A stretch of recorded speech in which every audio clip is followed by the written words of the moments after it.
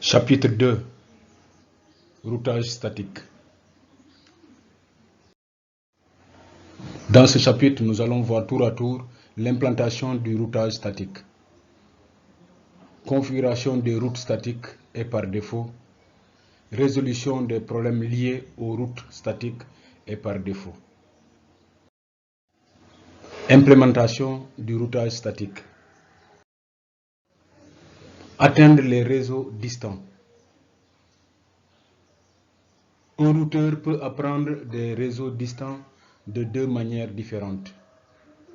Manuellement, les réseaux distants sont saisis manuellement dans la table de routage à l'aide de routes statiques. Dynamiquement, les routes distantes sont automatiquement apprises via un protocole de routage dynamique. La première façon est certes simple, mais il faut mettre de la précision. Il faut d'abord savoir le nombre de réseaux qui existent pour ne pas en oublier un. Alors que le routage dynamique, c'est un protocole qui fait tout ce travail. Ce qu'il peut faire ici, c'est le bon choix du protocole de routage. Nous reviendrons quand on verra le routage dynamique.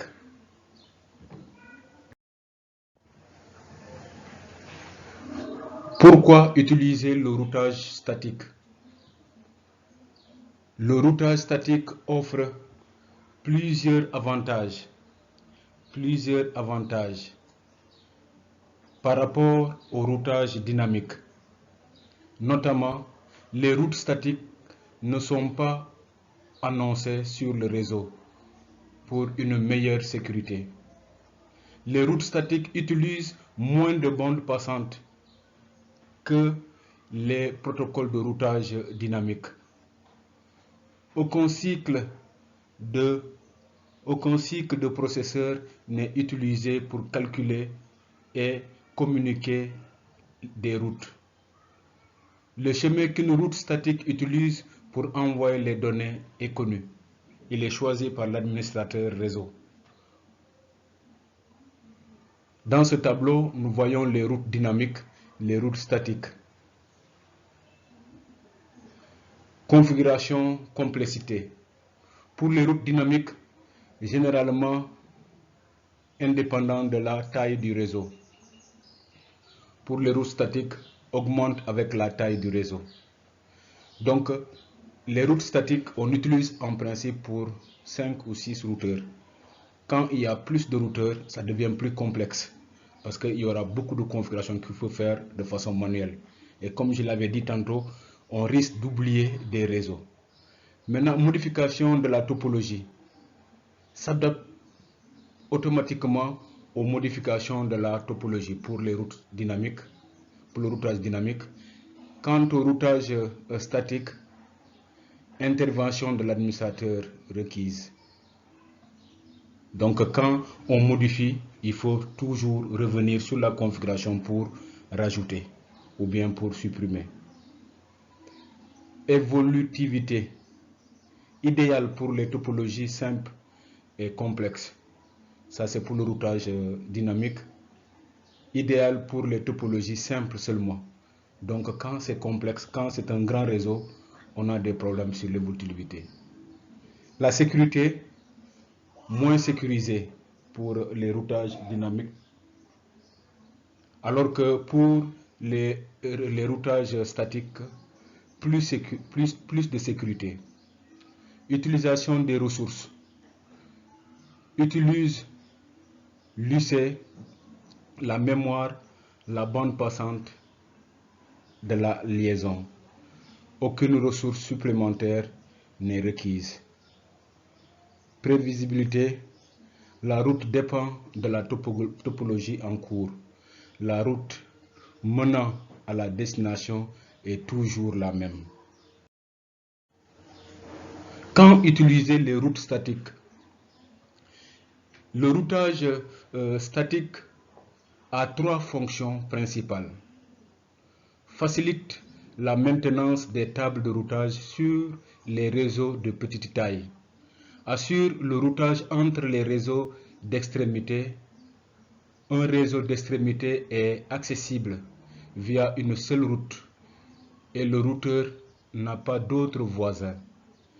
Utilisez une seule route par défaut pour représenter un chemin vers tout réseau ne présentant aucune correspondance plus spécifique avec une autre route figurant dans la table de routage. Nous avons ici une topologie et on peut s'exercer à faire les configurations. Cette topologie a 3 réseaux.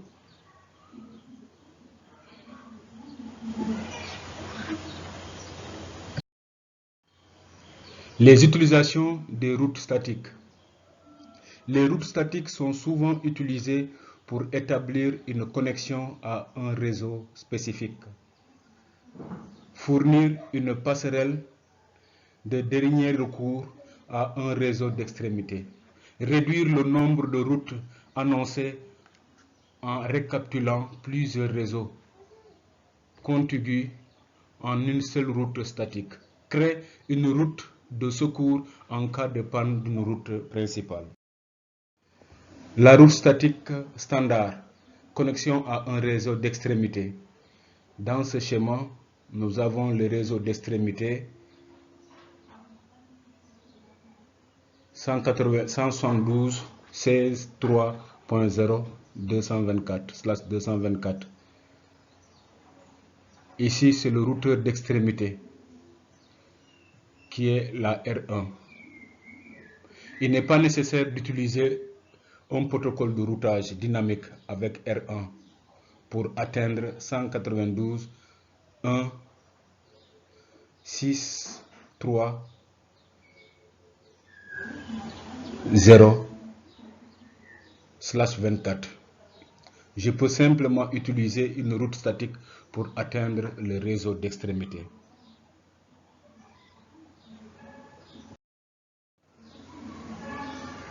La route statique par défaut. Une route statique par défaut est une route qui correspond à tous les paquets. Une route par défaut identifie l'adresse IP de la passerelle à laquelle le routeur envoie tous les paquets IP qui n'ont pas de route apprise ou statique. Une route statique par défaut est simplement une route statique avec 0.0.0.0/0 comme adresse IPv4 de destination.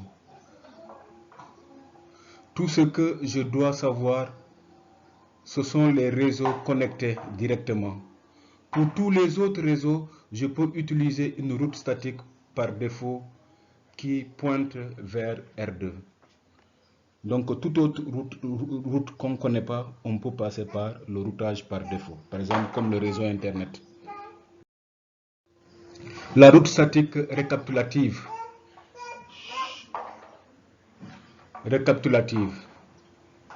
Utilisation d'une route statique récapitulative.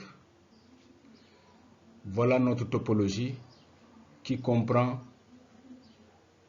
5 réseaux. Un réseau 172.21.0.0/16, un réseau 172.23.0.0/16, un réseau 172.20.0.0/16, un autre réseau 172.22.0.0 et enfin le réseau entre les deux routeurs, le routeur R1 et le routeur et l'autre routeur. Je peux représenter l'ensemble des 4 réseaux en utilisant une route récapitulative unique, c'est-à-dire que la 172.20.0.0/14. On reviendra en TP pour mieux illustrer ça. La route statique flottante. Configuration d'une route de secours. je préfère me connecter au routeur HQ en utilisant la liaison WAN privée. Toutefois, dans l'éventualité où la liaison échoue, je peux utiliser une route statique flottante pour me connecter à Internet comme solution de secours.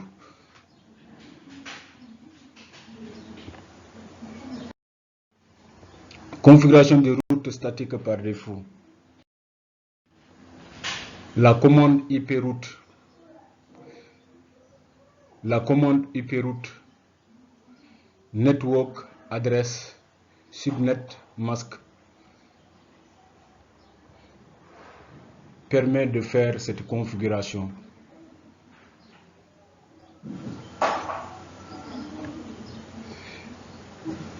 Network adresse de destination du réseau distant à ajouter à la table de routage.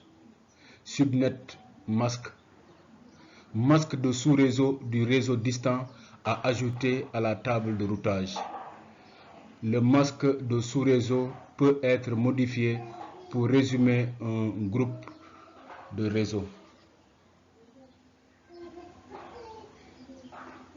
IP adresse, généralement appelée adresse IP du routeur du tronçon suivant, généralement utilisée lors de la connexion à un support de diffusion, par exemple Ethernet, crée généralement une recherche récursive.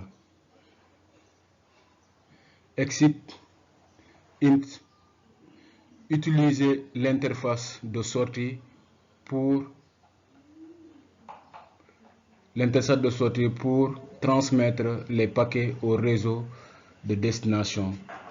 On parle également d'une route statique connectée directement, généralement utilisée pour la connexion dans une configuration point à point.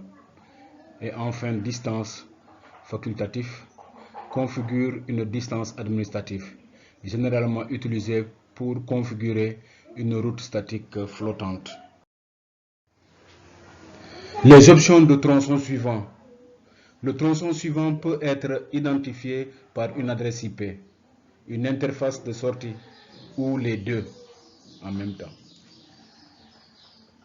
La manière dont la destination est spécifiée crée un des trois types de routes suivants.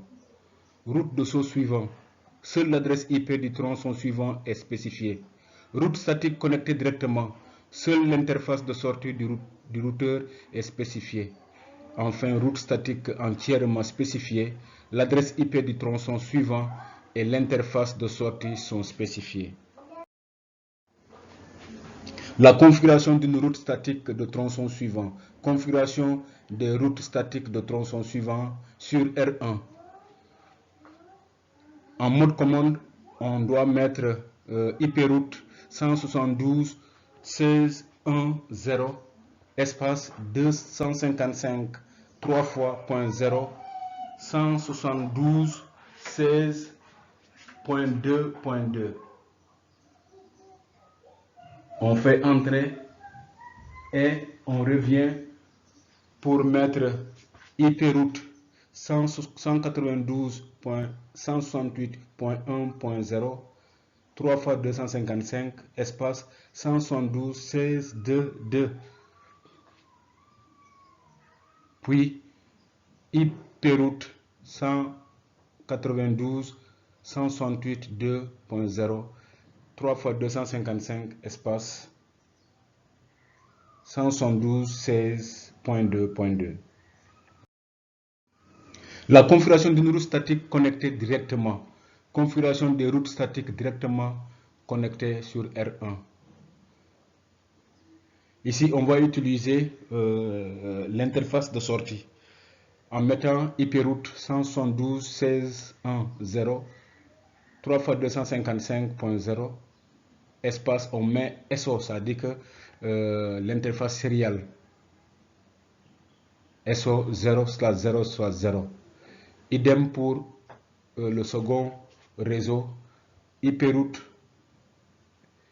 192.168.1.0 espace l'interface serial SO/0/0/0.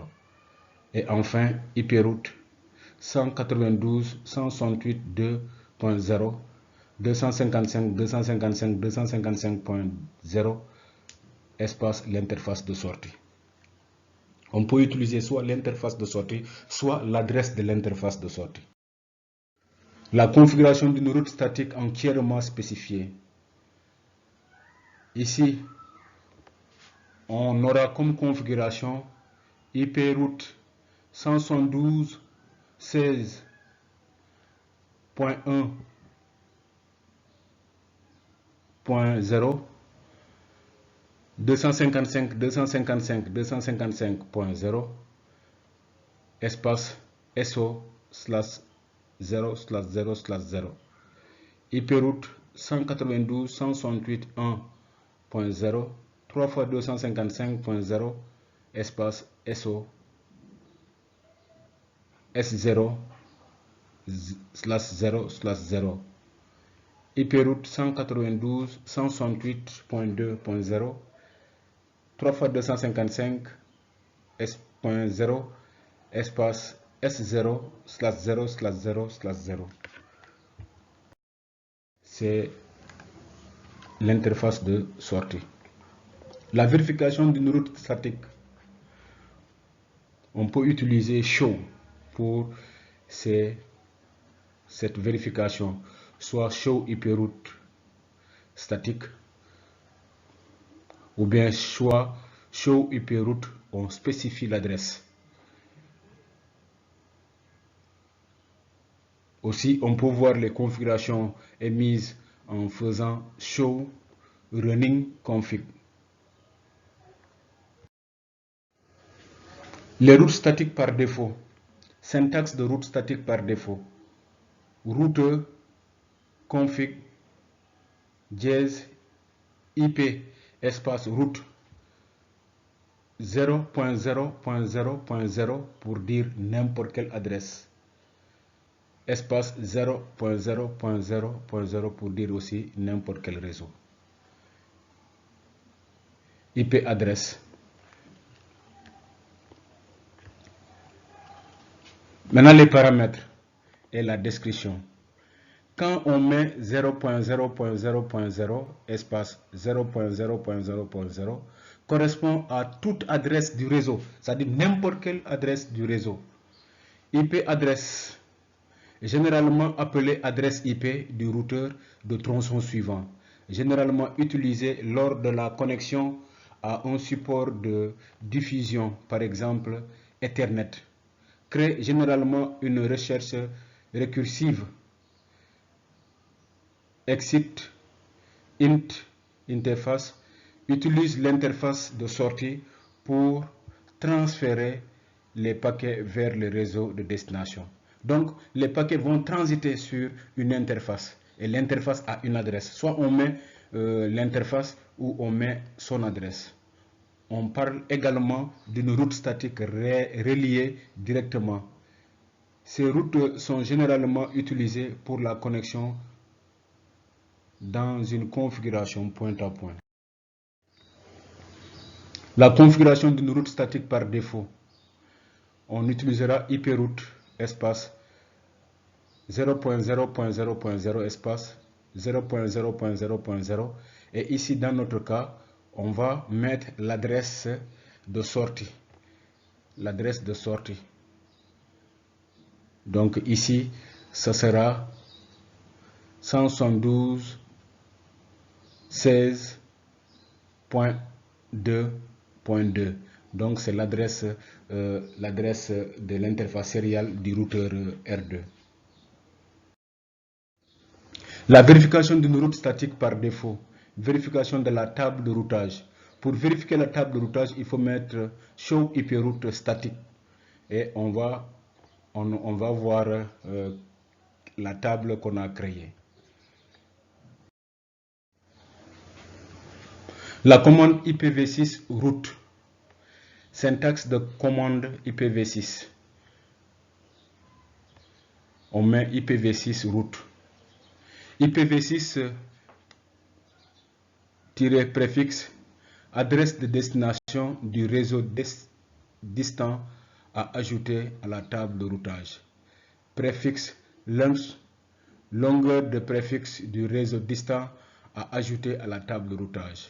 IPv6-16 adresse, généralement appelée adresse IP du routeur de tronçon suivant, généralement utilisée lors de la connexion à un support de diffusion, par exemple Ethernet, crée généralement une recherche récursive et excite interface, utiliser l'interface de sortie pour transférer les paquets vers le réseau de destination.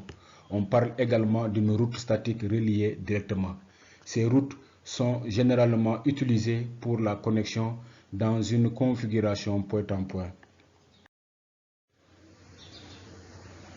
Les options de tronçon suivant. Route statique IPv6 de tronçon suivant, seule l'adresse IPv6 du tronçon suivant est spécifiée. Les routes statiques IPv6 connectées directement, seule l'interface de sortie du routeur est spécifiée. Route statique IPv6 entièrement spécifiée, l'adresse IPv6 du tronçon suivant et l'interface de sortie sont spécifiées. La vérification des routes statiques IPv6. Outre ping et traceroute, les commandes suivantes permettent de vérifier les routes statiques. Show IPv6 route, show IPv6 route statique, show IPv6 route. Et on met network, c'est-à-dire qu'on met l'adresse du réseau. Les routes statiques flottantes. Une route statique flottante comporte une distance administrative supérieure à celle d'une autre route statique ou d'une route dynamique. La route statique flotte et n'est pas utilisée si une route affichant une meilleure distance administrative est active. Si la route préférée est perturbée, la route statique flottante peut prendre le relais. Donc c'est une route de secours en quelque sorte. La configuration d'une route statique flottante IPv4. Voilà comment on la configure. Si on regarde bien notre schéma, on voit qu'il y a trois routeurs. Le routeur R1, le routeur R2, le routeur R3. Nous allons faire la configuration sur le routeur R1. En mode configuration, on aura IP route 0.0.0.0 espace 0.0.0.0 espace et on met l'adresse de l'interface sérielle du routeur R2 172.16.2.2. Après, on met l'adresse IP route 4 fois 0 espace 0.0.0.0 espace 10.10.10.2 et c'est l'adresse sérielle du routeur R3. Donc on va configurer parce que ces deux routeurs sont des routeurs voisins du routeur R1. Voilà comment on configure une route flottante. Tester une route statique flottante IPv4. Pour tester une route statique flottante, utilisez la commande show IP route pour savoir si la route sur la table de routage utilise bien la route statique par défaut. Utilisez la commande traceroute pour suivre le flux de trafic sortant de la route principale. Déconnectez la liaison ou arrêtez-la où les interfaces principales, dans notre exemple, les interfaces sérielles sur R2 sont à l'arrêt. Utilisez la commande show IP route pour savoir si la table de routage utilise bien la route statique flottante. Utilisez la commande trace-route pour suivre le flux de trafic sortant de la table de secours. Les routes DOT installées automatiquement. Table de routage IPv6 de la succursale. Voilà, ici on a un serveur, on a deux routeurs, un routeur filial et un routeur FE80. Une route DOT est une adresse IPv4 avec un masque de 32 bits ou une adresse IPv6 avec un masque de 128 bits. Elle est installée automatiquement lorsqu'une adresse IP est configurée sur la route. Les routes locales sont désignées par la lettre L dans la table de routage.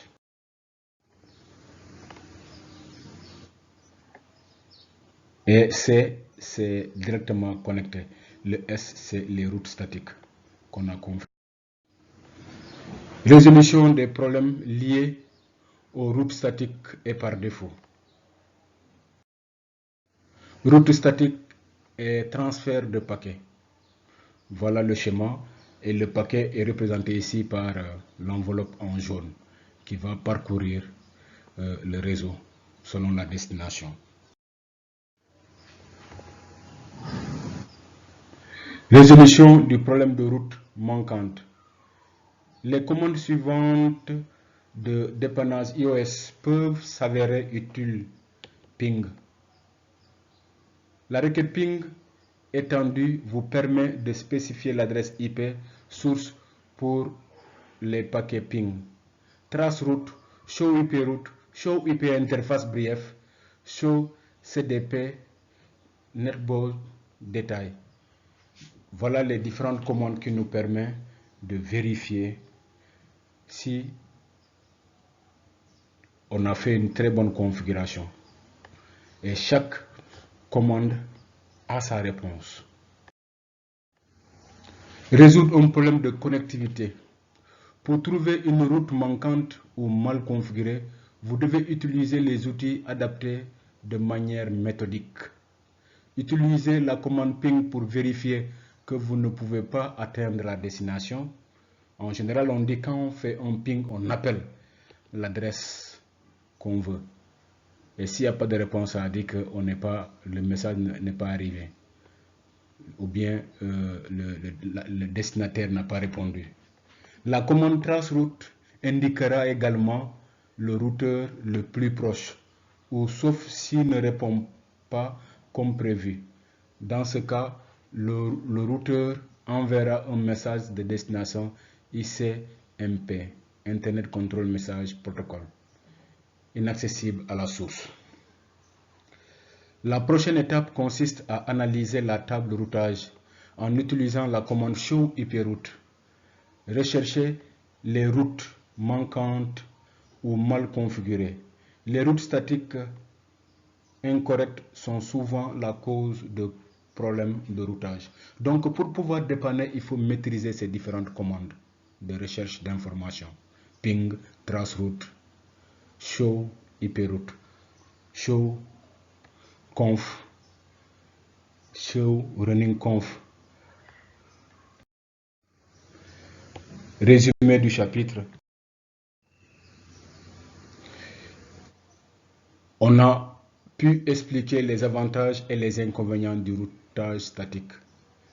Le routage statique, s'il y a beaucoup de routeurs, il devient complexe. On l'utilise pour les petits réseaux et c'est un routage qui est sécurisé. Expliquer l'utilité des différents types de routes statiques.